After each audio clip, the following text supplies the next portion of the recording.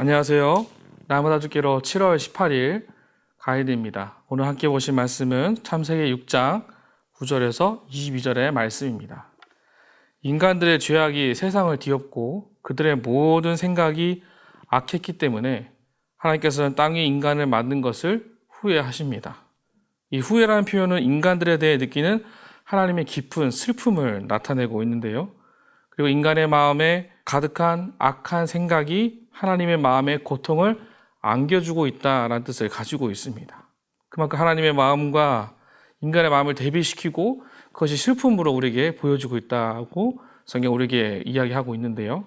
하나님께서 우리 가운데 무엇을 깨닫게 하시기 위하여서 오늘 본문을 우리에게 주셨는지 함께 말씀을 살펴보고 은혜를 나누기 원합니다. 1번입니다. 노아는 어떤 사람이었습니까? 9절입니다. 이것이 노아의 족본이라. 노아는 의인이요 당대의 완전한 자라.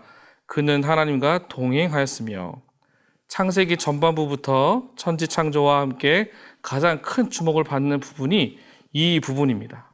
노아의 경건한 삶을 묘사하는 것으로 시작을 합니다. 노아의 경건은 세 가지로 묘사가 되는데요. 노아는 의인이고 당대의 완전한 자였으며 그리고 에녹처럼 하나님과 동행하였다라고 성경은 말합니다. 즉 노아의 경건을 묘사하는 첫째 표현인 히브리어 형용사 체덱은 의롭다라는 뜻을 가지고 있습니다. 구약 성경에서 여기에 처음 사용을 하고 있죠. 그만큼 노아의 의는 사람들을 향하여 적극적으로 표출되고 있으며 우리가 가져야 할 기준과 모범점이 되고 있다는 것을 성경 우리에게 이야기하고 있습니다.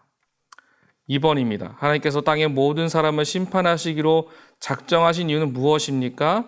11절입니다. 그때 온 땅이 하나님 앞에 부패하여 포악함이 땅에 가득한지라. 11절부터 12절에 보시면 범죄라는 표현이 있습니다. 이건 하마스인데요. 폭력이라는 뜻을 가지고 있습니다. 하마스라는 표현, 즉 사람을 거칠게 다루거나 무기를 이용하여 괴롭히거나 상처를 입히고 죽음에 이르게 만드는 것을 말합니다. 미루어 보건대 그때 당시는 홍수 이전의 사람들의 모습은 이 하마스라는 표현으로 정리가 될 수 있습니다. 폭력적이고 상처를 일으킬 수 있는 사람들, 죄악이 완전히 만연하였던 곳이다, 폭행이 있었던 곳이다 라고 미루어 볼 수 있습니다. 하나님께서 사람에게 생육하고 번성하고 충만하라 하고 말씀하셨는데 인간은 땅 위에 폭력으로 충만을 이루는 변질된 모습을 부어주었다라는 것이죠. 3번입니다. 하나님께서 노아에게 명령하신 것은 무엇입니까? 그리고 그에게 언약하신 것은 무엇입니까? 19절부터 20절입니다.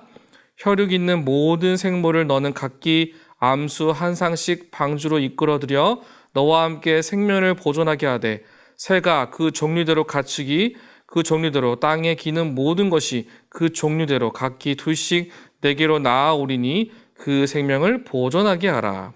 방주에 들어간 사람과 피조물들을 기록하는데 이 다른 피조물들은 물고기를 제외하고 새와 육축과 땅에 기는 모든 것은 각각 암수 한 쌍씩입니다.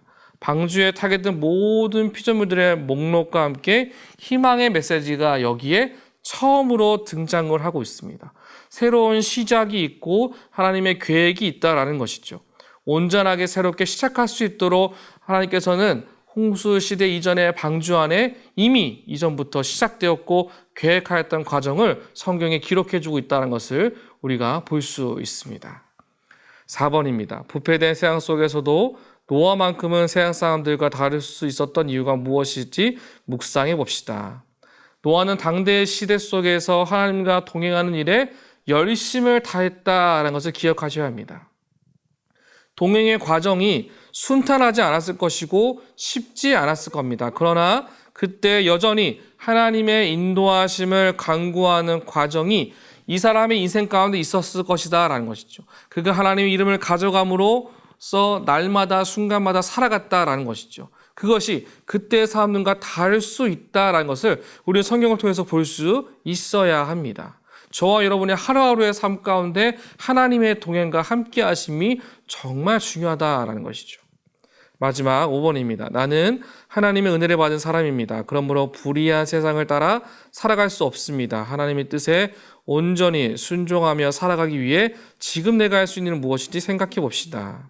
우리가 할 수 있는 최선의 선택은 삶의 현장에서 하나님의 일하심을 나타낼 수 있는 지혜를 구하는 것입니다.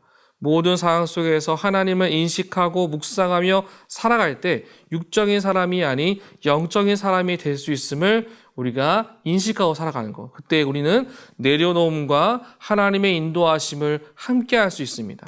오늘 하루 하나님 인격적인 도우심과 이끄심으로 주님과 동행함으로 말미암아 승리하는 저와 여러분 모두가 되시기를 주님의 이름으로 축복합니다.